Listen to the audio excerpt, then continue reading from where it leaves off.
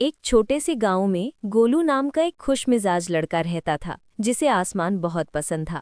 उसे बादल, चिड़िया, उड़ते पतंग और रंग बिरंगे गुब्बारे देखने में बड़ा मजा आता था। एक दिन गांव के बाहर लगा मेला दूर से ही चमक रहा था और गोलू उछलते हुए वहां पहुंचा। मेले के बीच एक बूढ़ा गुब्बारा वाला एक चमकता हुआ नीला गुब्बारा पकड़े बैठा था। वो गुब्बारा बाकी गुब्बारों से अलग था, मानो उसके अंदर छोटी छोटी तारे चमक रहे हों। गोलू ने हाथ बढ़ाया और जैसे ही डोर पकड़ी, गुब्बारा अचानक बोला, हेलो गोलू।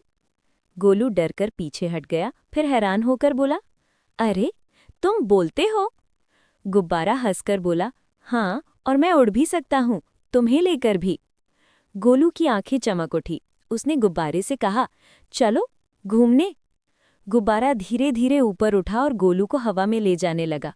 वो पेड़ों के ऊपर, पहाड़ियों के ऊपर उड़ते हुए बादलों में पहुंच गए।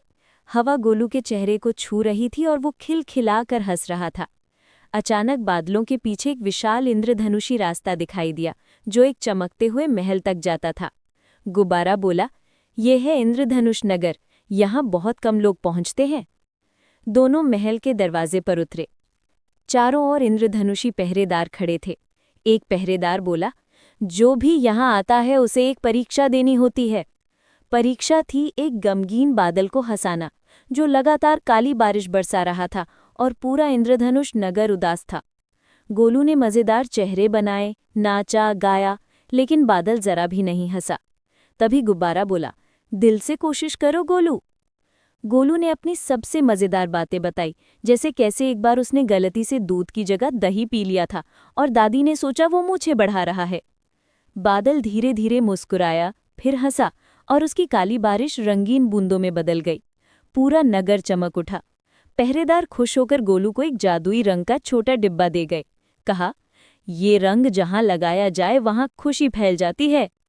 गोलू और गुब्बारा धरती पर लौट आए। गांव में कुछ लोग उदास बैठे थे। गोलू ने जादुई रंग थोड़ा सा लगाया और उनकी उदासी पल में गायब हो गई। सबकी मुस्कानें देखकर गोलू को बहुत अच्छा लगा। लेकिन रोमांच यही खत्म नहीं हुआ था।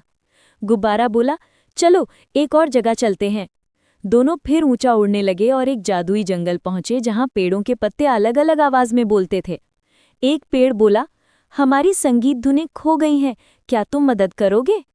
गोलू ने पत्तों को हल्के से छुआ और उनमें से मीठी धुनी निकलने लगी। पूरा जंगल संगीत से भर गया। पेड़ों ने गोलू को चमकती हुई लकड़ी की एक छोटी सी बांसुरी दी। ये बांसुरी जहां बजेगी वहां दोस्ती पैदा होगी। अगले दिन गोलू और गुब्बारा रेगिस्तान पहुंचे, जहां एक अकेला ऊंट रेत में फंसा रो रहा था। गोलू ने उसकी मदद की, रेत साफ की और ऊंट को पानी पिलाया। ऊंट ने धन्यवाद में एक चमकता रेत का मोती दिया, जो अंधेरे में रास्ता दिखाता था। रात होने लगी। आसमान में तारे चमके और तभी एक टूटता तारा पास में गिरा। वो एक छोटा सा तारा बच्चा था जो रास्ता भटक गया था। गोलू ने उसे हाथ में उठाया और गुब्बारे की मदद से आसमान तक पहुंचा के वापस तारों में छोड़ दिया। तारा बोला, जब भी मुसीबत में हो मैं आसमान से चमक कर रास्ता दिखाऊंगा। गोलू अब तक 3 जादुई चीजें जमा कर चुका था, खुशी का रंग, दोस्ती की बांसुरी और चमकता मोती।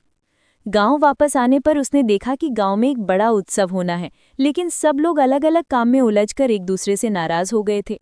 गोलू ने बांसुरी बजाई, देखते ही देखते सब लोग हंसते हुए एक साथ काम करने लगे। जादुई मोती की रोशनी में बच्चों ने नाच किया और खुशी के रंग से पूरा गांव झिलमिलाने लगा। गांव पहले से भी ज्यादा सुंदर लग रहा था। सब गोलू और उसके जादुई गुब्बारे के आभारी थे। गोलू ने गुब्बारे को गले लगाया और बोला, मैंने सीखा है कि दुनिया में सबसे बड़ा जादू खुशी बांटना, दोस्ती निभाना और दूसरों की मदद करना है। गुब्बारा आसमान में ऊंचा उड़ते हुए बोला, और तुम इस जादू के असली हीरो हो। आकाश चमक उठा और गोलू का रोमांच अब भी खत्म नहीं हुआ था, क्योंकि अगले दिन गुब्बारा फिर बोला, कल हम एक और सफर पर